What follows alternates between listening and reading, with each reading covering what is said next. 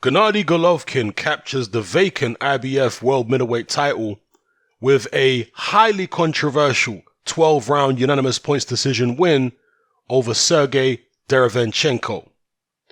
Now, I'm going to give you guys my scorecard and take you through it round by round.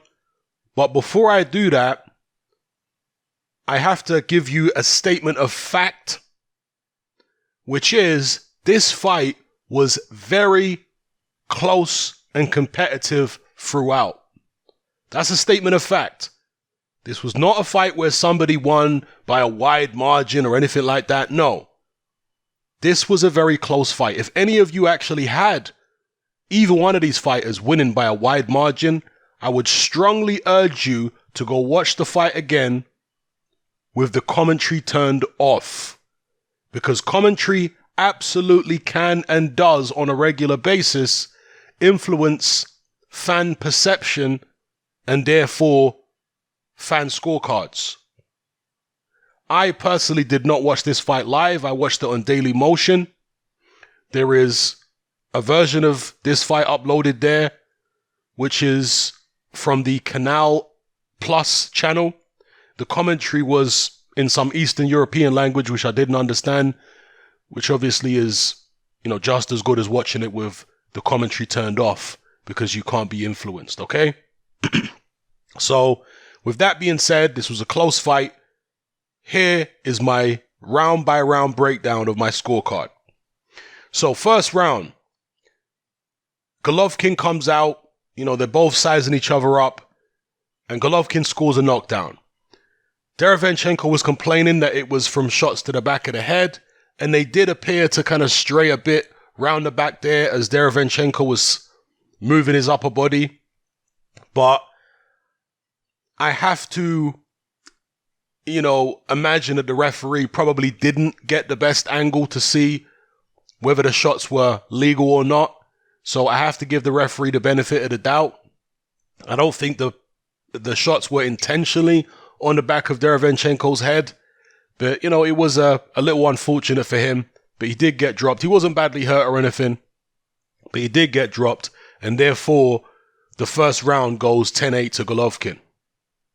And, when Derevyanchenko got up off the floor, the look on his face to me was a mixture of uncertainty and disappointment.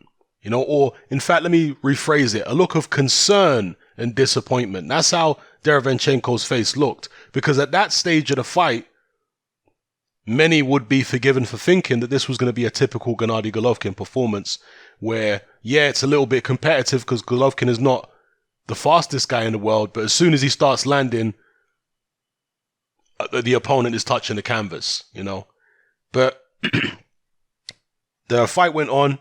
Second round. I've, put notes here on my scorecard, which I don't normally do. But in the second round, I had Golovkin winning that too. And I said here that he landed cleaner, more effective punches, despite the fact that Derevyanchenko had the higher work rate.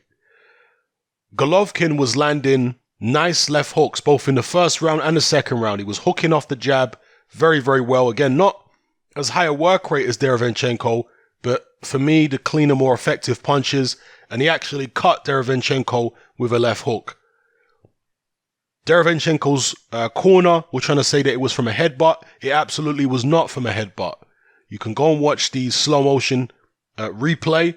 They showed it a couple times during the fight, and you'll see that it was a left hook, or maybe several left hooks, which caused the cut on Derevyanchenko's eye. So, Golovkin won the second round for me, 10-9. The third round. Now, I wrote down not enough punches from Golovkin, whereas Derevyanchenko landed a hurtful body shot towards the end of the round, and he was the aggressor. So I gave the third round to Derevyanchenko. It was interesting that he hurt Golovkin with a body shot. Eddie Hearn, Golovkin's promoter, well, he co-promotes Golovkin, and Jonathan Banks have both revealed that Golovkin, or both claimed that Golovkin was actually ill during training camp. Jonathan Banks kind of downplayed the illness. He said it wasn't good. It was, pretty bad, but he chose to take the fight, so we can't start complaining about an illness now. We can't start using that as an excuse. So Jonathan Banks didn't really want to use it as an excuse, whereas Eddie Hearn might be using it as an excuse. I don't know. But the reason I bring that up is because I can't remember Golovkin being hurt to the body like that before. I know Canelo hit him with some body shots, and several fighters are hit him with body shots, but that's the first time I've seen him noticeably hurt by a body shot where he was running away for a few seconds. So yeah, Derevyanchenko hurt him with a body shot in the third towards the end, and I felt like he was the aggressor and was just bossing the fight and was more effective in that round. So third round, 10-9 to Derevyanchenko. That's the first round I've given him after giving the first two to Golovkin. Fourth round, I also gave that to Derevyanchenko. He was the aggressor. He had the higher work rate. Golovkin was struggling to cope with that work rate, and also Derevyanchenko's speed and movement. Now, when people hear me say movement, I'm not talking about Derevyanchenko running around the ring, doing his best, Muhammad Ali impression. No, Derevyanchenko was using head movement, very good head movement, and lateral movement in the pocket. So Golovkin and Derevyanchenko would often be, squared up to each other, but Derevyanchenko would use fast foot movement, particularly to the right, but sometimes to the left as well as head movement. And Golovkin was struggling to deal with that, to try and pin the guy down because he was slippery on the inside and he was reeling off fast shots. Derevyanchenko really does have pretty impressive hand speed when he lets his combinations go, and made Golovkin look even slower than he actually is. So fourth round, 10-9 to Derevyanchenko. Fifth round, also gave that to Derevyanchenko. He had superior work rate. Oh, excuse me. Where am I at here? All right. No, sorry. It was in the fifth round that Golovkin hurt Derevyanchenko hurt Golovkin to the body, not in the fourth round. Excuse me. I got my notes mixed up here. The fourth round, Derevyanchenko was just the aggressor. Fifth, he hurt Golovkin to the body, and he had a superior work rate in the fifth. So 10-9 is well fifth for Derevyanchenko. The sixth round, I gave that to Golovkin, 10-9, because he landed the more clean, effective punches. Seventh round, that was a very close round, but I also gave it to Golovkin, 10-9, for, landing the more clean punches. The eighth round, another close one, but I gave it to Golovkin for landing the cleaner shots. The ninth round, I gave to Derevyanchenko, but it was again another close round. I just felt that Derevyanchenko had the better work rate there. The 10th round was by far the best round of the fight. A tremendous round of boxing. I did give it to Derevyanchenko. He had the superior work rate, was more aggressive, and again, his speed was really bothering Gennady Golovkin. The 11th round I gave to Gennady Golovkin. I felt like he landed the cleaner shots. And finally, the 12th round. I hope I haven't skipped any rounds here, people. It's a little early. The 12th round I gave to Derevyanchenko. Golovkin was very tired in the 12th. He got buzzed. He was holding on. Whereas Derevyanchenko was very aggressive. He had a better work rate, more energy to him. Derevyanchenko really does have a young man style, even though he's in his early 30s himself. He's got a lot more gas in the tank than Gennady Golovkin at this stage. How much of this was down to Golovkin's supposed illness in training camp? Who knows? But yeah, Derevyanchenko has a young man style, high energy style. He can box. He's got good upper body movement. He moves his feet very well in the pocket. He could be tricky to hit clean at times. Not the biggest puncher you've ever seen, but the punches come fast and often. And for an older guy like Golovkin, a guy who's never been that quick in the first place, a guy who's never been particularly difficult to hit, it was a little overwhelming for Golovkin at times when Derevyanchenko was letting go with those fast combinations and just staying on him, particularly in that 12th. I mean, Derevyanchenko really made a strong run at Gennady Golovkin in that 12th. In fact, in the final few rounds, Derevyanchenko was really going hard in the paint. Sorry about that, people. I had to go answer the door. Where was I? Totally forgotten. Talking about the 12th round, which Derevyanchenko won. On my scorecard, Derevyanchenko, a very youthful type of fighter, even though he's in his early 30s, he's got a lot of energy, and his movement, work rate, speed, etc. made it very difficult for Gennady Golovkin. Is this the age of Golovkin catching up to him? All the tough fights, all the punishment he's taken, etc. I mean, I guess we'll find out in due course. But in terms of my final scorecard, I had it 114 to 113 for Gennady Golovkin. So I had Gennady Golovkin winning this fight by 1 point. And as such, I can't really complain about the result of the fight. You know, I've seen Golovkin fights in the past which I thought he lost. I thought he lost the Danny Jacobs fight. I thought he legitimately lost the Canelo rematch. I thought the first Canelo fight, a draw was perfectly reasonable. Okay, so I'm not somebody who comes down in favor of Gennady Golovkin all the time. No, I score his fights objectively. And honestly speaking, I had him winning this fight by a point. If you had Derevyanchenko winning by a point or two, I got no issue with it. But this whole notion that there was some kind of huge robbery here and Derevyanchenko won by a sizable margin, that's not the fight that I saw.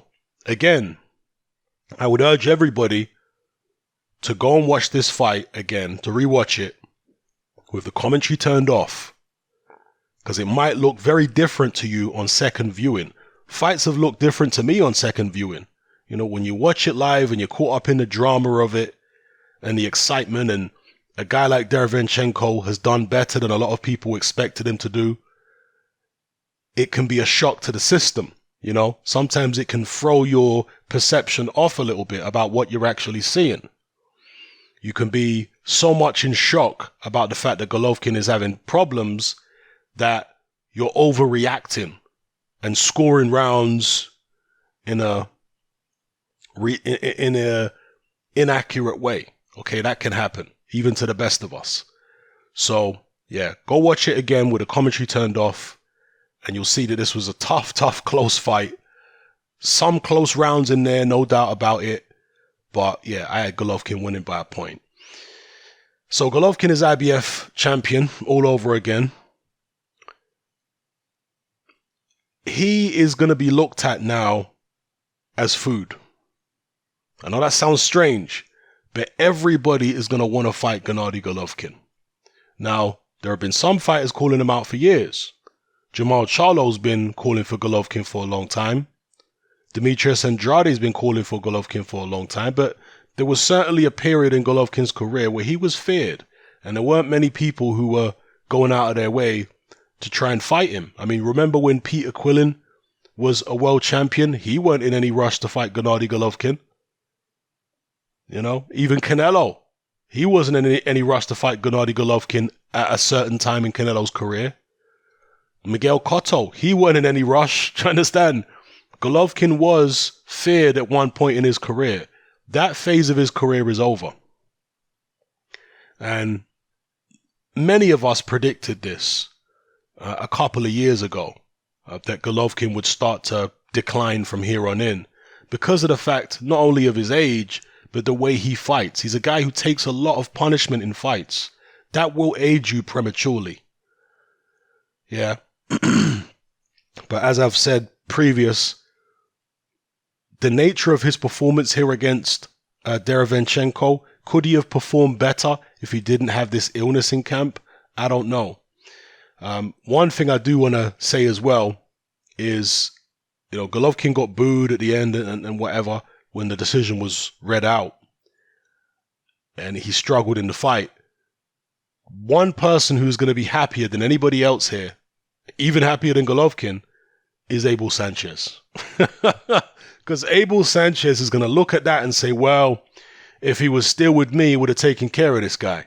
That wasn't the Golovkin that I know and, rare tear. Now, whether or not that's true, who knows? But that's certainly, in my view, the way Abel Sanchez is probably going to try to spin this. And who knows? Maybe Golovkin believes that too. Golovkin, after the fight, said he knows exactly what he needs to do to rectify what went wrong in this fight. I wonder if he's thinking about going back to Abel Sanchez. He'd have to give Sanchez the percentage split that he wants, rather than giving him this flat fee. Would Golovkin be willing to do that? Or is he going to stick with Jonathan Banks? Personally, I don't really see what Banks could have done differently, at least in the corner, to have Gennady fight a more effective fight. Because Derevyanchenko was putting the pressure on, and Gennady's never going to be fast. He's never going to be a guy who's particularly elusive. He is what he is at the age of 37. So Jonathan Banks is a bit limited in terms of what he can tell Gennady to do. Gennady was trying to box, I guess, early on in the fight and use his jab and whatnot. But once Derevyanchenko started turning up the temperature and he was pushing Gennady back and he landed that body shot on Gennady and whatnot, Jonathan Banks said, no, you need to move forward. Like, forget about all the stuff we've been working on in the gym, boxing and jabbing and all that kind of stuff. Yeah, stick with the jab, but go forward with it and attack this guy. Go back to the old Gennady Golovkin, the Abel Sanchez Gennady Golovkin. That's what we need here. That's essentially what Jonathan Banks was telling him. And what else could he have told him, really and truly? Gennady Golovkin knows how to fight. He's got a tremendous amount of experience. His coach, Jonathan Banks, is just there to point out certain things that he can see from the outside, which maybe Golovkin can't see up close. But he's not trying to reinvent the wheel here. So, yeah, I mean, we'll see what Gennady does by way of his trainer if he sticks with Jonathan Banks. I think he probably should, to be honest. Probably should stick with him. The only thing I will say is Golovkin hitting as hard now as he was when he was with Abel Sanchez? Because the way you train does affect how hard you punch. Gennady, under Abel Sanchez, trained for power. The way he would hit the pads, the way he would hit that punch shield, he trained for power. Repetitious power punching over and over and over again. No fast, snappy combinations, just big, heavy power shots. George Foreman style. That's how Gennady trained. Now he's with Jonathan Banks. He's not training that way anymore. So maybe his punches don't quite have the same mustard on them. Is that an issue? Or does Golovkin need to evolve as he's getting older? Because generally speaking, I would say you do. You can't rely on power and standing in front of guys when you move on to the latter stages of your 30s. You have to be a bit more technical. You have to be a bit cuter than that. Is Jonathan Banks the guy to teach you those things? We'll see. But yeah, at this stage, Gennady's kind of looking like food to a lot of middleweights out there. Charlo, Andrade, and many other fighters now are going to be wanting to get in the ring with Gennady Golovkin as soon as possible. And because he's got the IBF strap, he's probably going to have some pretty tough challenges forced upon him by way of mandatories. I mean, Derevyanchenko, I'm sure, would love to run it back with Gennady Golovkin. So that's a possibility. Anyway, people, let me know what you thought about this fight in the comment section below. It was a very good fight. I think some people are going a little overboard in terms of how good the fight was. Same as with Spence Porter the other weekend. Both very good fights. Don't get it twisted. Very good fights. But I don't know. I thought Spence Porter was maybe a bit better than this fight. But this fight was still good, particularly the last few rounds of the fight where it really started heating up. I mean, the 10th round was tremendous. That was definitely one of the best rounds of the year, the 10th round. But overall, yeah, good solid fight. Both guys showed tremendous heart. I mean, Derevyanchenko, really, I have to give him his props because after the first 2 rounds, a lot of fighters would have crumbled mentally. Remember, he got dropped in the first, cut badly in the second. A lot of fighters would have thought, you know what, this is not my day. But Derevyanchenko did the opposite That just made him fight harder. So you really got to respect that.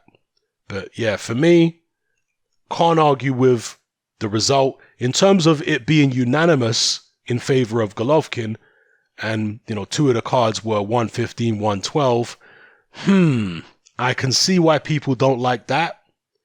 But the card which is identical to mine, 114, 113, I mean, I don't see how anybody can find that problematic, It's just the other two cards are maybe a round too wide. But then again, there were so many close rounds. I don't know. Let me know what you guys think in the comment section below. It's happening, I'm out. Join me on Patreon. I upload a minimum of 2 podcasts every single week, covering a wide variety of controversial topics, as well as live stream Q&A sessions. Take a look on screen right now at some of the podcasts I've produced so far. For just $3 a month, the equivalent of about £2 a month, you get access to all my new podcasts and my entire back catalogue of past podcasts, including my popular Confessions of a Nightclub Bouncer series. You can listen on your computer or on your smartphone or tablet by downloading the Patreon app from the Google Play Store or the App Store for free. The Patreon app also allows you to download each podcast in MP3. For less than the price of a cup of coffee, you get access to dozens of hours of exclusive content. It's easy to sign up, there's no contract, and you can cancel at any time. So come and join our community of free and critical thinkers by signing up with me here on Patreon today.